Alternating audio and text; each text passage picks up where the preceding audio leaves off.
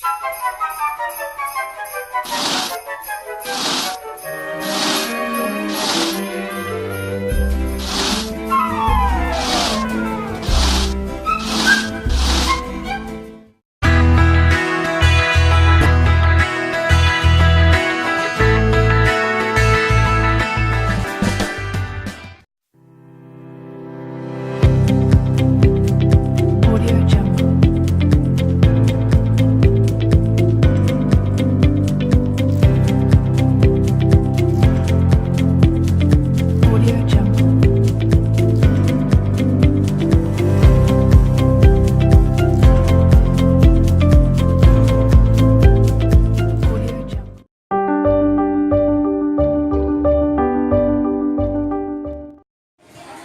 a nice morning to each and everyone. For today, before we will start our class, our session for today, may I call in Janine Katabihan for our prayer.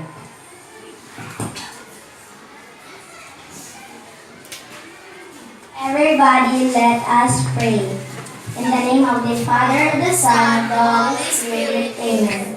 Lord Jesus, God divine, make me grow now. Every second, minute, hour, and be your loving child. Make me see, listen, speak of the beauty of the world you gave. Amen. Good morning, class.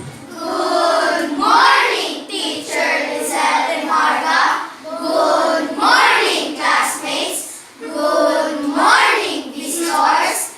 Lambo, Lanton, and peace be with you. Okay, please be seated. Thank you, teacher Liezel and Imarga. This morning, we are excited because we will be observing our class debate. Our motion for this morning is being flashed on the screen. Is television an effective tool for learning? Today, we will be hearing the different point of view of the two groups, the opposition team and the proposition team. So class, are you ready? Yes, we are. Are you excited? Yes, we are. So you should have listened carefully so that you will learn something from our debaters. At this juncture, may I call in the chairperson for today's debate, none other than Princess Joy Lipante. A round of applause, please.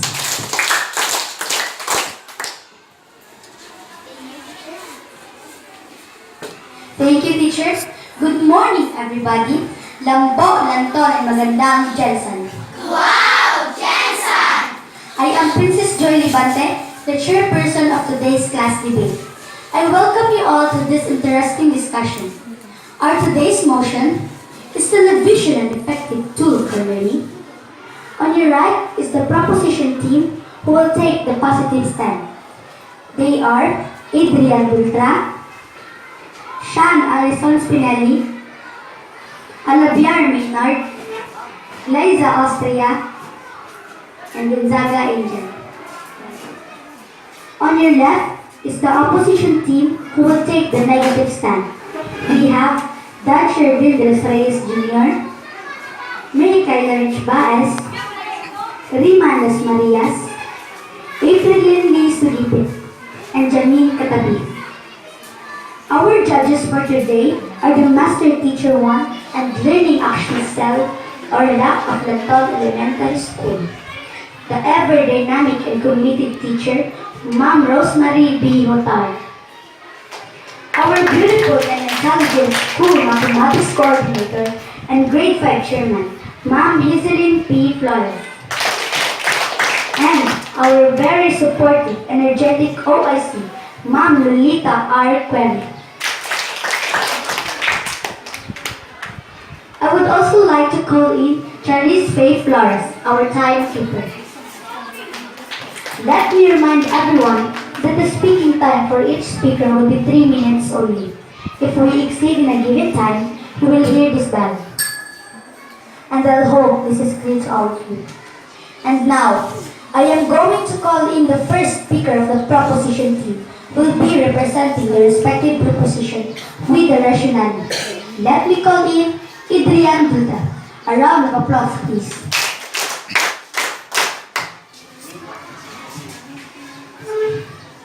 With due respect to the honorable judges, chairperson, timekeeper, members of the debate team, class advisor, and to all of you, good morning. The topic for today's debate is that is television is an effective tool for learning? And as the first speaker of the proposition team, allow me to state our stand in using the television. Here are some of the reasons television is so widely used. Today, it is very common in industrialized countries for a household at least one television. In fact, it is common that it is difficult to imagine a household without TV. This shows just how important television is. Understand how important television is. We can look at the variety programs and valuable content it offers and the purpose it serves in daily learning. Television has done a lot to our life. If we see the positive side, then it's the only system that keeps us up to date with the difference happening in the outside world. Moreover, entertainment, which is the need of ours, is being done by it. In many families, it helps students' lives when they hear some news, watch English movies, which in a way makes them little bit broad-minded. Over and above all it is a source of many useful things that are really necessary to our daily learning. Television is very important in human life because this takes people's pressure of work and has a lot of stress in mind. So television play an important role to release pressure instead. So, we the proposition team believe that television is an effective tool for learning. I thank you. Thank you. And this time, we will hear the first speaker of the opposition team, Dan Shervin de los Reyes. A big hand, please.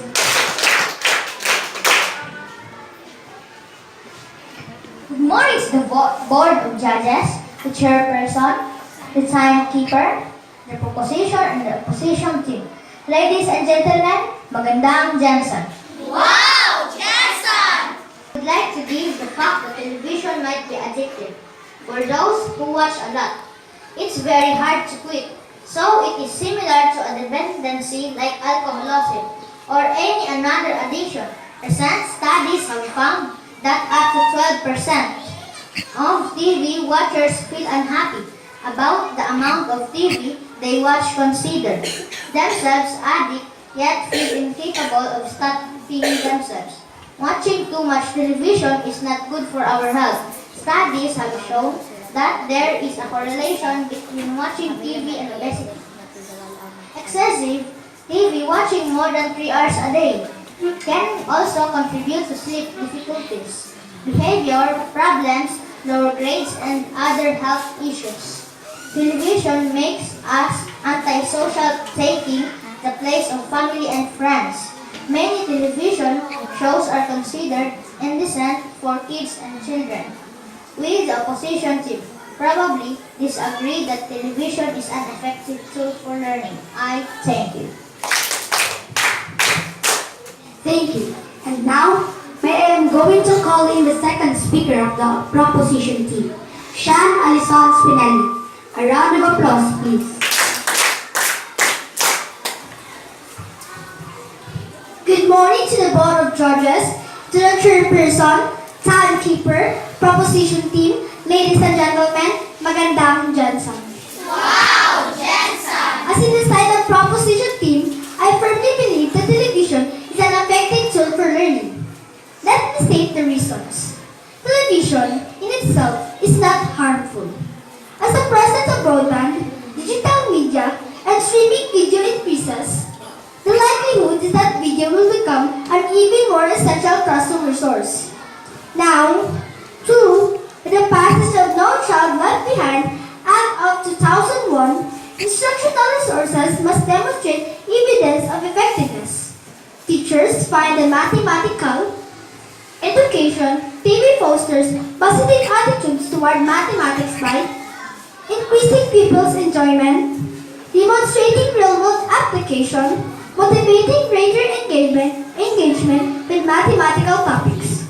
As a decided proposition team, I firmly believe that television is an effective tool for learning. I thank you. Thank you. And now, let me call in the second speaker of the opposition team. May Kyla reach back. A big hand, please. Good morning to the Board of Judges, Chairperson, Timekeeper, Proposition and Opposition team. Ladies and gentlemen, Magandang Jensen. Wow, Jensen! Let me state the reason. Life is short, but we choose to spend it watching television. Just think of how many hours of our day we waste watching television. Instead of going out to play football, we are so obsessed with watching football games and admiring our favorite sports players as if they are some kind of heroes. But I am asking you, is this learning? A time will come when your physical and mental energy will be dissipated. And you will come to realize that you have not yet actually lived. But then it will be too late. And you will be filled with regrets. Now is your chance to learn passionately, not passively. So I am restating that television is not an effective tool for learning. That's all. I thank you. Thank you. And now, let me call in the third speaker of the proposition team, Maynard Alabiar. A round of applause, please. My due respect to our honorable judges, chairperson, timekeeper, to the different speaker of the proposition and opposition team. Ladies and gentlemen, good morning. We all know that television plays significant role in disseminating people information and shaping people's opinions. Since its invention, television has been used for several different purposes, including but not limited to broadcasting information, imparting knowledge, and providing entertainment to masses. Television has played an important role in the life of every child like us, as well as adult literacy. People are able to understand and memorize information better if they see visual images, as compared to radio programs which broadcast only voice. Television programs provide voice as well as visual, which help the audience get a better understanding. For example, it is difficult to express and understand how the letters of alphabets looks like via radio program. On the contrary, through television program, people will be able to better understand because they will not only be able to hear the sound but also see how the letter looks like. Again, I would like to stress out that television is an effective tool for learning. I thank you. Thank you. And now, let me call in the third speaker of the opposition team, Riman Las Marias. A big hand, please.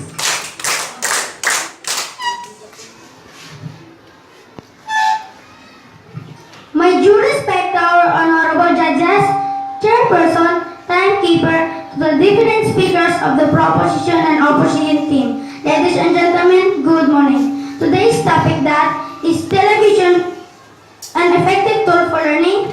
We, the opposition team, believe that the television is not effective for learning. As the third speaker, here is my reasons. Television steals children's time for important activities. The first few years in a child's life are of crucial importance to its brain development. In order for a child's brain develop, it is necessary that the child acquires important skills such as linguistic, motor, and social skills. For this to be achieved, it is necessary that the child interacts with other people and engages in activities such as play, conversation, reading, and problem solving. When children are watching TV for 4 hours upon hours, however, they don't have much time left to develop those skills. In addition, television watching weakens children's mind since it prevents them from playing their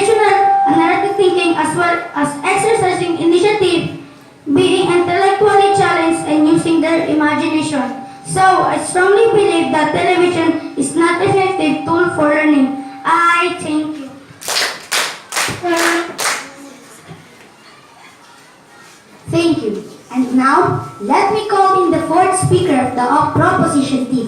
Liezel, Austria. A big hand, please.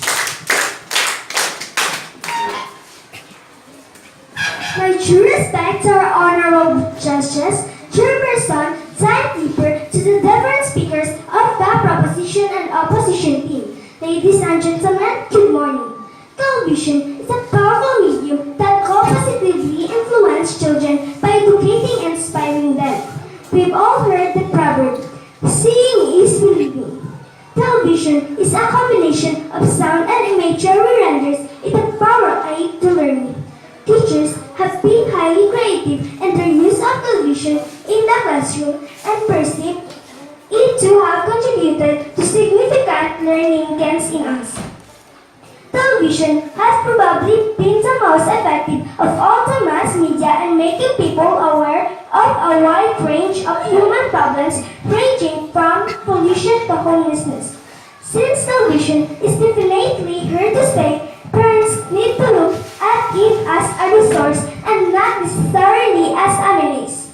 Television is an integral and vital medium today. It can contribute positively to the education of society and people's awareness of others, and it will continue to have a strong influence for many years to come. So, I strongly believe that television is an effective tool for learning. I thank you. Thank you. And now, let me call in the fourth speaker of the opposition team, April Lee Sugipit. A big hand, please.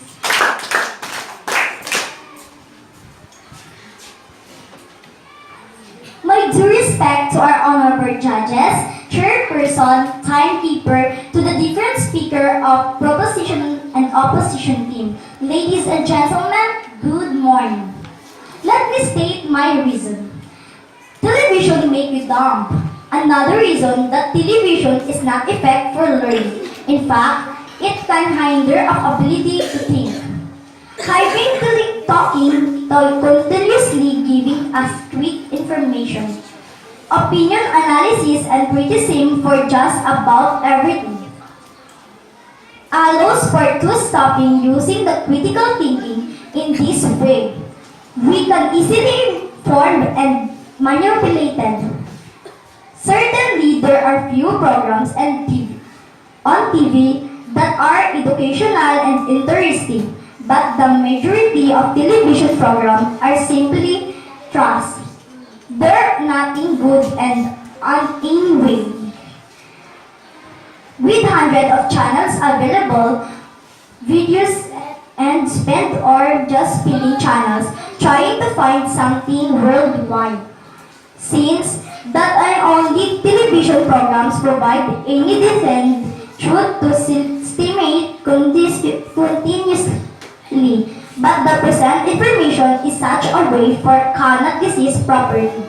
And so, we can easily form opinions without allowing the information to first provide truth our mind, and while we mind to think that we could combine our knowledge in readily and become dumb. And so, I totally believe that television is not effective tool for learning. And I thank you. Thank you. And now, let me call in the fifth speaker of the proposition team, Angel Gonzaga. A round of applause, please.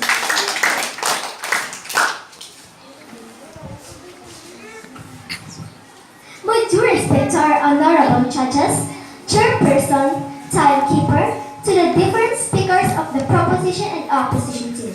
Ladies and gentlemen, good morning.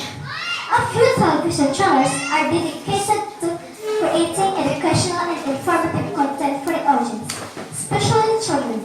Sesame Street, for example, is one such, which is aimed at preschoolers. There are a few channels that broadcast only educational content covering subjects like art and craft, science, history, geography, and math. TV is also a great medium that exposes children to different languages around the world. Allowing children to watch news channels with a little guidance will help them stay updated with current affairs and names of significant people in the world. TV shows aimed at young children and adolescents are not only educational but also inspiring. Educational TV programs encourage children to try new things. For example, a TV show about creative fun can inspire a child to try something new with clay, paints, or paper. Likewise, a documentary about famous scientists, artists, and other public figures can also inspire them to do good deeds or achieve something big in life. TV is one of the primary sources of the entertainment for kids. The sounds and colorful images on the screen appeal to children and also retain their attention. From movies to cartoon shows, there are several programs to keep children engaged. So, I strongly believe that television is an effective tool for learning. And I thank you. Thank you. And now, let me call in the fifth speaker of the opposition team, Janine Katabihan. A round of applause, please.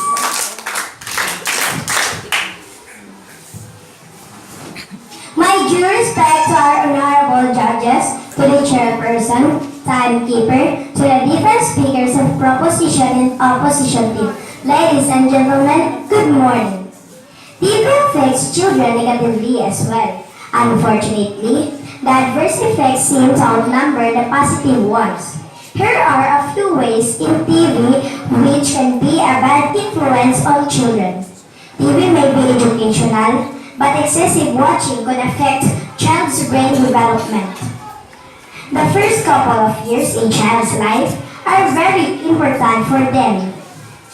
We cannot control what is shown on television. You may also not able to content our brother or sister watches on the TV.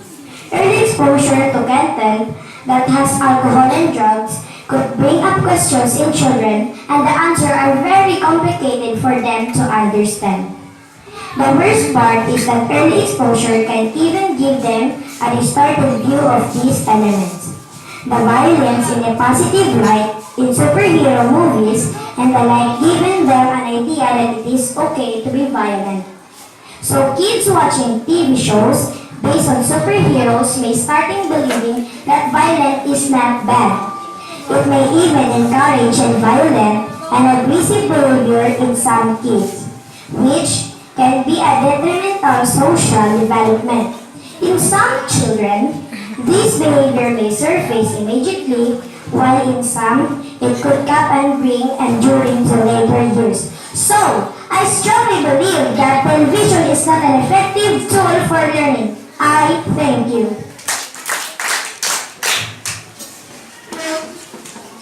Thank you. And now, let's have a 5-minute rest to meditate what we heard from two teams.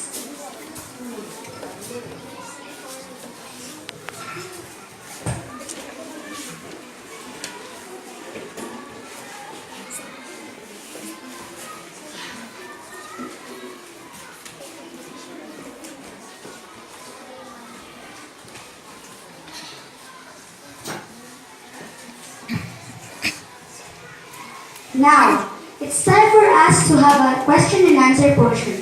Are you ready? Yes, we are. Let's give the floor to the proposition.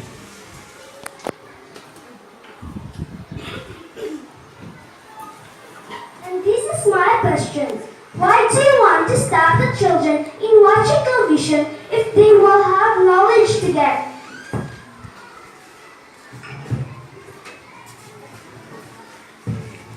Because we cannot control what is shown on television. I think.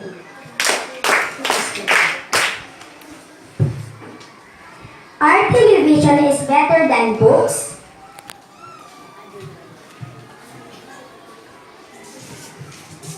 Not all is better than books, because in the television we have knowledge to get with the education, and we have more about life to knowledge to get. And I thank you.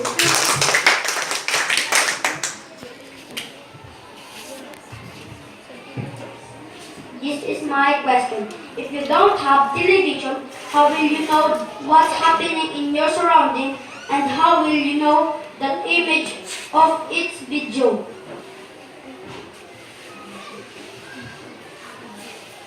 Thank you for your wonderful question. For me, we can use computers or hearing news from radios. I think.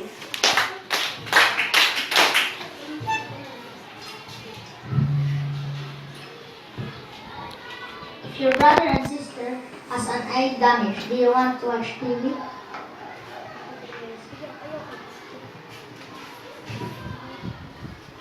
Yes, I will allow my brother to watch television, but not in a long time because it causes more damage in his eye. I think.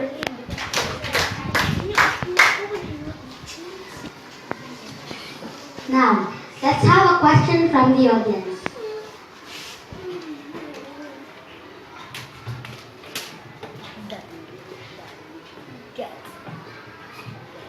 This is my question.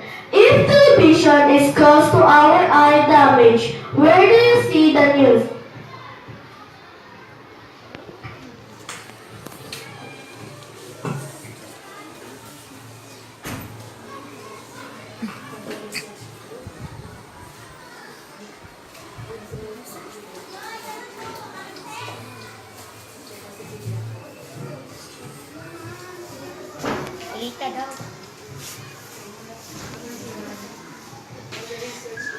If television is close to our eye damage, where do you see the news?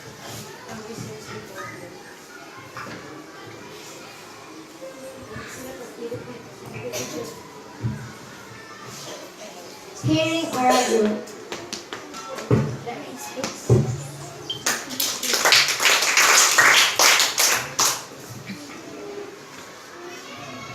Opposition team. If you have a brother, he is have not eye damage. He really wants to watch television. How will you do it? But you are a negative.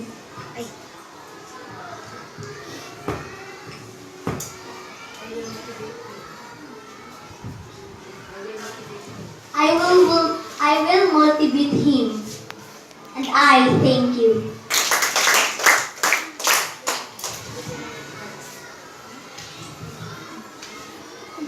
Thank you. And now, let's call in teacher Liezel Imarga for her conclusion.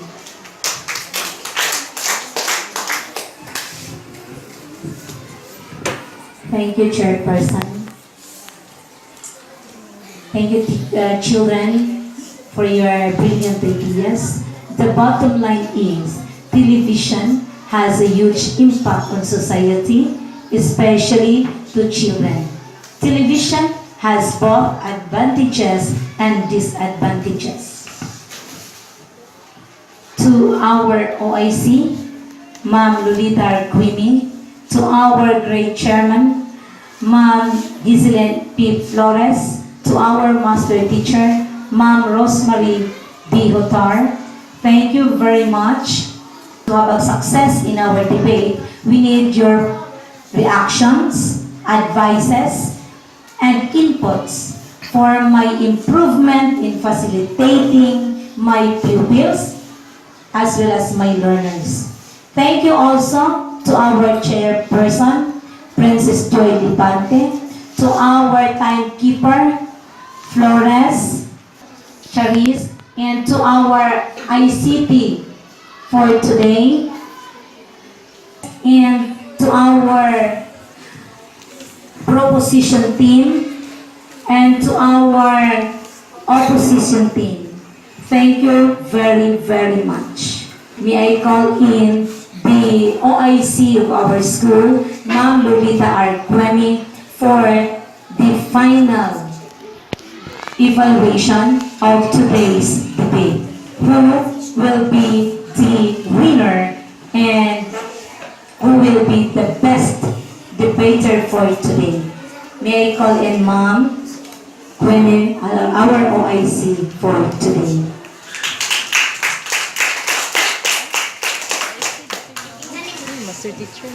Okay, so I will announce the result. Best debater.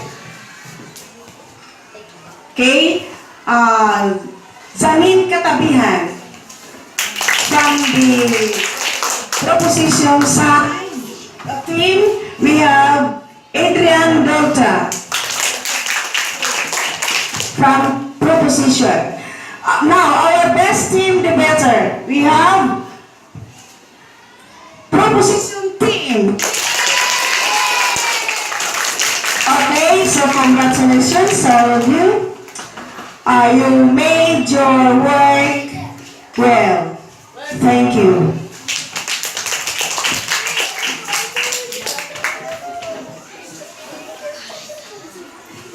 Thank you very much, ma'am, for your fair evaluation.